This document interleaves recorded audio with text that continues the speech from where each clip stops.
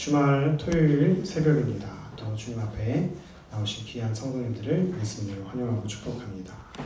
에스겔 16장을 보면 굉장히 다른 장에 비해서 그 절수가 많이 있습니다. 이 말은 무슨 뜻이냐면 이 에스겔 16장에 왔을 때 주님께서는 하시고자 하시고 싶어 하신 말씀이 많이 있었다는 것 같습니다. 그것을 어떻게 할 수 있는가? 이 에스겔 16장을 보면 그냥 단순한 생각을 선포하고 전달하는 것이 아니라 얼마나 이 구절구절마다 하나님의 그 아프시고 상처받으시고 또한 질투하시며 분노하셨던 그 행위들이 자세하게 기록되어 있는가를 저희가 깊이 묵상해 볼 수 있습니다. 그래서 에스겔 16장은 저희가 큐티상에서도 4일, 장장 4일간에 걸쳐서 이 부분을 4부분으로 나눠놨을 정도로 많은 분량을 차지하고 있습니다. 그런데 이 에스겔 16장에 보면 이스라엘은 처음에는 피투성이라고 이야기를 했습니다. 그런데 그 피투성이를 하나님께서 선택하시고 어디까지 인도하셨는가? 바로 왕후의 자리까지 인도하셨습니다. 그래서 모든 나라 가운데 가장 아름다운 나라, 가장 영광스러운 나라, 하나님의 백성, 이스라엘, 예루살렘이었는데 오늘 그 예루살렘이 큐티의 시작인 16장 35절에는 어떠한 여인이 되었습니까? 바로 너 음녀야. 바로 이 왕후였던 이 여인이 이 예루살렘이 바로 음녀의 위치에 추락하고 말았다는 것입니다. 정성스럽게 하나님께서는 이 피투성이를 향하여 사랑과 은혜로 입혀주시고 인도해 주셨는데 그 이스라엘은 이 사랑과 은혜를 가지고 하나님께 보답하는 것이 아니라 이 사랑과 은혜를 가지고 우상의 목전 앞에 가서 그것을 그 앞에 바치고 그 앞에서 하나님이 싫어하는 일을 자행하였습니다. 그러한 예루살렘을 향하여 오늘 주님께서는 무엇이라고 표현을 하는가?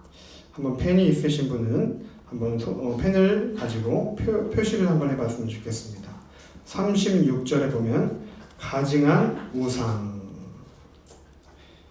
그리고 47절에 보면은 가증한 대로만, 그리고 50절에 보면은 가증한 일, 51절에 보면은 내 모든 가증한 행위로, 52절에 보면 더욱 가증한 죄를, 그리고 58절에 보면은 내 가증한 일. 그래서 오늘 저희가 읽은 큐티의 본문만 해도 하나님께서 무엇이라고 이스라엘을 표현하고 있는가 하면은 바로 가증하다는 것입니다. 다른 말로 표현하자면 이제 이들을 향하여 역겹다고 이야기하고 계시다는 것입니다. 그래서 무엇이 바로 이렇게 주님의 마음을 아프게 하는가? 바로 영적인 간음이요, 우상 숭배요, 하나님 아닌 인간적인 이러한 타국을 의지하고 외교적으로 정치적으로 의지하였던 이러한 인간적인 술수를 주님께서는 가증하고 역겨워하셨음을 볼 수 있습니다. 그래서 그 결과로 이제 그토록 그가 즐겼던 우상들로, 그토록 즐겼던 세상의 음행의 애인들로 하여금 거꾸로 수치를 당하게 하십니다. 피해 복수를 선언하시고 모든 우상의 재산들을 허시고 이 여인이 다시 처음과 같이 벌거벗겨진 채가 된다는 것입니다. 그래서 처음에 이 태생이 벌거벗은 채로 피투성이로 건천에 내받쳐진 존재가 되었는데 이제는 장성한 성인이 된 이후에도 다시금 처음과 같이 다시 근본을 기억하게 하시려고 하나님께서 주변 나라 사람들을 통하여서 바로 이 여인들이 자랑스러워하던 그 모든 것을 빼앗아 가시고 수치를 당하게 하시며 벌거벗은 채로 바로 들판에 건천에 다시금 내치게 되어지는 이러한 행위를 생각하며 내가 옛날 정말 건천에 내가 죽을 수밖에 없었던 그런 나의 인생을 다시금 기억나게끔 하신다는 것입니다.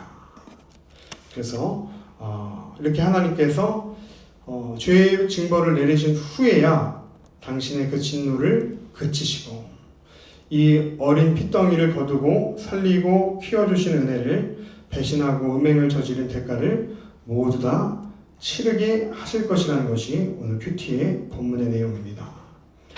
오늘 하나님의 선민이라고 하는 이 예루살렘의 죄는 다른 누구와도 비교할 수 없을 만큼 아주 큰 죄악을 저질렀습니다. 즉 하나님의 선민이라고 하는 이름은 가졌지만 그들이 저지른 그 악한 행위는 바로 사마리아와 소돔보다도 더하였습니다. 오늘 본문의 44절 이하에 보면 매우 이 이스라엘의 죄악을 가족 간의 관계를 통하여 자세하게 비유하여 설명하고 있는 것이 있습니다. 44절의 표현을 보면 속담을 이야기하면서 어머니가 그러하면 딸도 그러하다. 우리나라 표현의 속담에 보면 부전자전이다 이런 표현이 있죠. 그러니까 그 어머니가 누구입니까? 바로 아버지는 아모리 사람이요 어머니는 헷 족속 사람이요. 즉 이 가나안 땅에 우상을 숭배하며 죄악의 길을 점철되었던 죄의 백성이었던 것을 기억하는데, 너의 어머니가 죄악의 백성이었다면 딸인 너도 죄악의 백성이다. 그런데 그 딸인 그 자녀인 너가 바로 얼마나 죄악된 자인가. 바로 그 남편과 자녀를 싫어하다.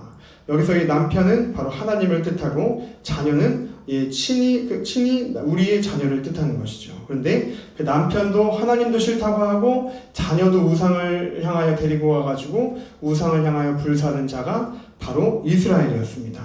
근데 이 이스라엘의 죄가 얼마나 심하였는가. 46절의 표현을 저희 같이 한번 읽어보겠습니다. 내 형은 그 딸들과 함께 내 왼쪽에 거주하는 사마리아요. 내 아우는 그 딸들과 함께 내 오른쪽에 거주하는 소돔이라. 즉, 이 아버지는 아모리 사람이고 어머니는 헷 사람이고 내 형은 누구라고 합니까? 북이스라엘의 저 아수르에 의하여 멸망당한 북이스라엘 사마리아요. 그리고 너의 아우는 누구냐 하면은 바로 소돔이라. 멸망당하였던 땅 소돔이라. 즉 어머니도 이 가족도 바로 죄 가운데 잉태되었던 그 죄 가계 가운데 흐르고 있는 죄악의 저주 가운데 있었던 그러한 가족과 출생과 태생일지인데, 바로 너희의 형인 사마리아도 죄악으로 말미암아 멸망당했고, 그리고 너의 동생이라고 일컬을 수 있는 소돔 땅도 고모라와 함께 의인이 10명도 채 되지 않아서 하나님의 심판으로 멸망당하였는데, 너의 형인 사마리아와 아우인 소돔보다도 너 예루살렘아 너는 더 죄악이 극심하도다. 이 표현이 바로 오늘 성경의 표현이라는 거예요. 그래서 얼마나 이 하나님께서 에스겔을 통하여 리얼하게 이 이스라엘의 죄악을 이야기하시고 있는지 모르겠습니다. 51절의 표현을 보면은 사마리아의 죄는 내 죄의 절반도 범하지 아니하였다. 그리고 49절에 보면은 내 아우 소돔의 죄악은 바로 이러한 것인데 어떠한 것인지 49절의 표현 저희 같이 한번 읽어보겠습니다. 내 아우 소돔의 죄악은 이러하니 그와 그의 딸들에게 교만함과 음식물의 풍족함과 태평함이 있음이며 또 그가 가난하고 궁핍한 자를 도와주지 아니하며. 그래서 이 소돔의 죄악은 그의 자녀들에게 교만함을 가르쳤다는 겁니다. 그의 자녀들에게 우리는 하나님의 선민으로서 겸손함과 주님의 긍휼함을 가리키는 것이 아니라 그들의 딸들에게 오만방자함과 교만함을 가르치고 또 음식물의 풍족함을 가르치고 태평함을 가르치고 우리는 어떠한 상황 가운데도 안전할 것이다. 이런 무사 안일주의를 주입시키고 가난하고 궁핍한 자를 돌보지 아니하며 이러한 죄악, 거만하고 가증한 일을 행하였던 것이 바로 동생 소돔의 죄악이고 사마리아의 죄는 바로 내가 범한 죄악의 절반도 채 되지 않는데 이러한 너의 죄악으로 말미암아 도리어 51절에 보면 내 형과 아우가 너의 행위에 비추어 보았을 때 의로워 보일 정도이다. 그래서 52절에 내가 내 형과 아우를 유리하게 판단하였은즉 너도 내 수치를 담당하게 할지니라. 내가 그들보다 더욱 가증한 죄를 범하였도다. 그래서 하나님께서는 이 이스라엘의 죄악이 저 아수르에 의하여 이미 722년에 멸망당한 북이스라엘 사마리아보다, 그리고 지금 이미 훨씬 더 이전에 멸망당한 소돔 땅보다 더 극심한 가증한 행위를 행한 것이 바로 너 예루살렘이라는 것입니다. 그래서 오늘 이 본문을 살펴보면 정말 하나님이 얼마나 이 예루살렘의 타락을 보시고 가슴 아파하셨는가를 살펴볼 수 있습니다. 그런데 오늘 이 말씀은 비단 예루살렘 사람에게만 주시는 그 말씀이 아니라는 것입니다. 우리 믿음을 가지고 있는 믿음의 사람이라 할지라도 우리가 타락하게 된다고 하면 세상의 일반적인 사람들보다도 더 악해질 수 있다는 것을 오늘 본문은 우리에게 교훈하고 있습니다. 어느 정도까지 타락을 합니까? 바로 소돔과 사마리의 죄악조차도 의롭게 여겨질 정도의 타락이 바로 오늘날 우리 믿는 성도들에게 죄악으로 타락된 결과로 나타날 수 있다는 것을 경계하라는 것입니다. 그래서 오늘 이 타락은 비단 이 예루살렘과 이스라엘을 향하여 주시는 경고와 권면의 말씀이 아니라 오늘 어쩌면 나를 향해서도 주님, 나라고 예외가 아닙니다. 내가 주님 앞에서 정도를 벗어나게 될 때에 나도 나를 어찌할 수 없는 존재가 될 수 있음을 기억하게 해주십시오. 그래서 오늘 하나님 이전에 나올 때에 오늘도 십자가에 나의 소욕과 정욕을 결박하고 그것을 못 받게 하여 주시옵소서. 수많은 영적인 음행과 영적인 간음과 영적인 부정함으로 나의 양심이 마비되는 것으로부터 하나님 우리 가정을, 우리 자녀를, 우리 교회를 신실하게 지켜보아여 주시옵소서 하고 오늘 우리가 기도해야 할 것입니다. 오늘 성경은 에스겔 16장을 통하여 이스라엘 백성을 피투성이라고 하였습니다. 피투성이는 무엇입니까? 그만큼 연약한 존재라는 것이죠. 이러한 나의 연약함과 한계를 깨닫기에 무엇 하나 우리가 하나님 앞에 자신할 수 있는 영역이 전혀 없습니다. 매일 눈물로 하나님 정말 우리의 자녀를 불쌍히 여겨주십시오. 우리의 가정을 긍휼히 여겨주십시오. 하나님의 도움 없이는 우리는 세상 앞에 고꾸라질 수밖에 없는 연약한 존재입니다. 이것을 우리가 우리 입술로 고백하기를 하나님은 원하신다는 것입니다. 이것이 에스겔 16장을 통하여 오늘 우리를 통하여 정말 하나님이 하나님의 전적인 사랑으로 우리를 선택하여 주시고 입혀주시고 왕후의 자리로 인도하여 주시는 은혜를 허락하셨는데 오늘 우리는 그 은혜를 배은망덕하게 팔아버리고 세상에 나아가 세상의 욕구들로 마음껏 우리의 욕심을 채우며 주님의 마음을 아프시게 한 그 결과 주님의 임박한 분노와 심판이 다가오게 되었다는 것입니다. 주님의 마음 얼마나 아프셨을까요? 세상에서 가장 견디기 힘든 것 중에 하나가 바로 사랑하는 사람으로부터의 배신입니다. 정말 사랑하는 자녀로부터의 배신, 사랑하는 사람으로부터 배신. 그래서 우리가 이 배신을 당할 때에 그 마음을 쉽게 그 상처를 치유하지 못하지요. 그런데 세상에는 내가 배신당했다고 이야기하는 사람들은 많이 있지만 내가 배신했다고 이야기하는 사람은 거의 찾아보기가 어렵습니다. 그만큼 내가 한 행동을 향하여 깊이 반성하고 기억하는 사람들이 많지 않다는 것이죠. 오늘 에스라서 9장 6절 표현해 보면 에스라 9장 6절은 이렇게 말씀합니다. 말하기를 나의 하나님이여 내가 부끄럽고 낯이 뜨거워서 감히 나의 하나님을 향하여 얼굴을 들지 못하오니 이는 우리 죄악이 많아 정수리에 넘치고 우리 허물이 커서 하늘에 미침이니이다. 그렇습니다. 하나님께서는 우리의 죄악을 우리에게 여실없이 다시금 보게 하십니다. 그리고 우리가 정말 그 죄악 가운데 하나님의 심판을 통하여 하나님께서 우리에게 하신 일들을 반성하고 하나님 다시금 돌아오시라고 하는 하나님의 사인이군요. 제가 저의 죄악을 회개합니다.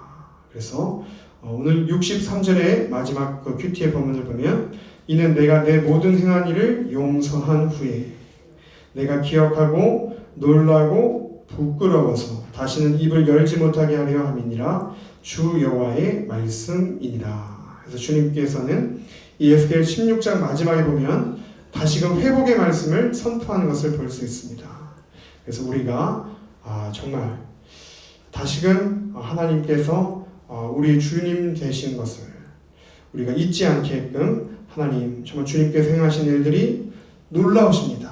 하나님 우리의 과거에 그러한 우상을 숭배하였던 일들, 사람을 주님보다 더 의지하였던 일들, 우리가 영적으로 행하였던 모든 더럽고 가늠된 일들, 그 일들을 용서하신 주님, 그 주님의 사랑을 어찌 우리가 적다할 수 있겠습니까? 주님, 이 다윗이 주님 앞에 무엇라 더 표현할 것이 있겠습니까? 고백했던 것처럼 우리 또한 주님 이 아무개가 주님 앞에 무엇을 더 고백할 수 있겠습니까? 그죠? 저희가 놀랍고 부끄러워서 주님 앞에 입을 열지 못할 따름입니다. 이렇게 주님께서 우리에게 고백하게 하신다는 거예요. 그 하나님이 바로 놀라우신 하나님이요 우리의 하나님이시라는 것입니다. 왜 우리가 놀랍고 부끄럽습니까? 우리가 저지른 그 죄악과 우리의 그 얼룩진, 그 오명된 우리의 삶을 주님께서는 심판하신 후에 심판으로 끝내시는 것이 아니라 그것을 다 용서해 주시고 주님의 자녀의 주님의 그 가족된 주님의 딸과 아들로서의 자리를 복권시켜 주신다는 것이죠. 그래서 오늘 60절 이하에 보면 하나님께서 우리와 맺으신 그 언약을 기억하시고 다시금 그 언약대로 우리를 신실하게 회복시켜 주실 그 회복의 말씀 또한 있는 것을 살펴봅니다. 그래서 오늘 이 말씀을 기억하며 우리가 함께 주님 앞에 기억할 때 하나님 우리가 피투성이었던 우리를 하나님 인도해 주셨습니다. 그 은혜 잊지 않기를 원합니다. 주님 오늘도 주님께서 우리의 가정, 우리 교회 또 우리의 기업과 일터를 주님 보호하여 주시지 않는다면 우리가 다시 세상 사람들에 의하여 벌거벗기게 되어 세상 가운데 내박쳐진 존재가 될 수밖에 없는 연약한 존재가 우리임을 기억하게 하여 주시옵소서. 우리의 과거의 죄된 행위들과 우상을 주님보다 더 사랑했던 일들을 회개합니다. 주님의 자녀로부터 우리의 지위를 박탈하지 마시고 주님의 전적인 긍휼과 사랑으로 우리를 다시 주님께 돌아올 수 있는 그 주님의 긍휼과 자비를 허락하여 주시옵소서라고 오늘 주님 앞에 기도하실 수 있는 귀한 새벽이 되시기를 간절히 축원합니다.